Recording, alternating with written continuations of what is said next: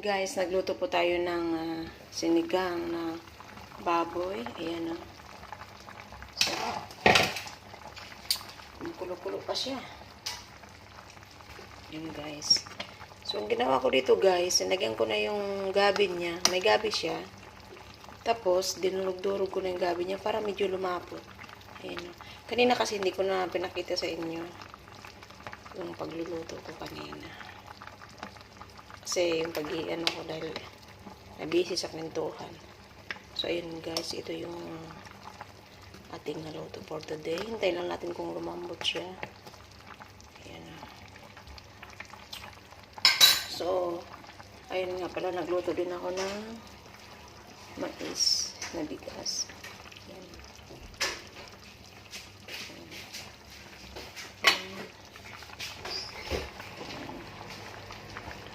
So, ang ihalo natin dyan sa sinigang na yan, ito.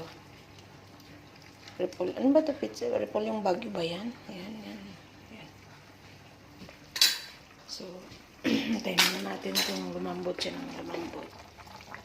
Para siya mas malasa.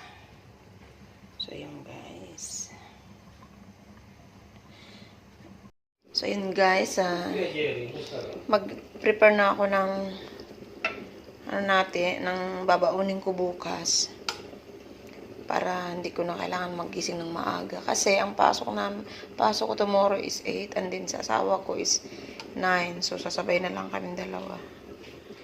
So ayan ang ating vlog for today. Palalamigin muna natin. So yan, galing yan sa basketballan. Yan.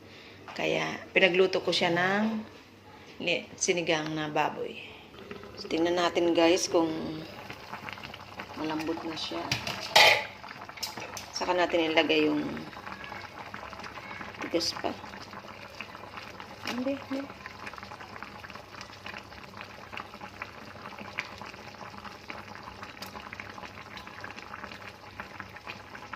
Tigas-tigas pa guys.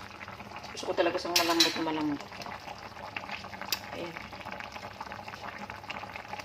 Sarap.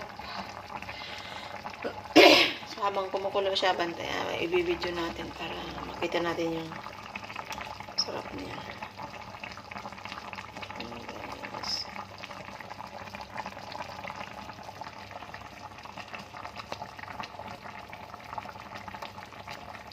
Guys, luto na.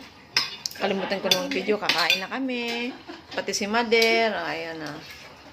So, yun guys. Sarap. Ay, mo dito sa amin, Mother. Nanonood ako TV, tabi ko inano ko uli eh. Okay, to be continue. Sige, kuha ka naman kalong. Mother, kanina ko pa yan, pero parang matigas. Ano? Yun. Bata? Ayan, thank you. Hindi mo ito inano sa may ano ni Lori. Pressure cooker? Oo, sandali lang. Ayan mo na. Magpapalambot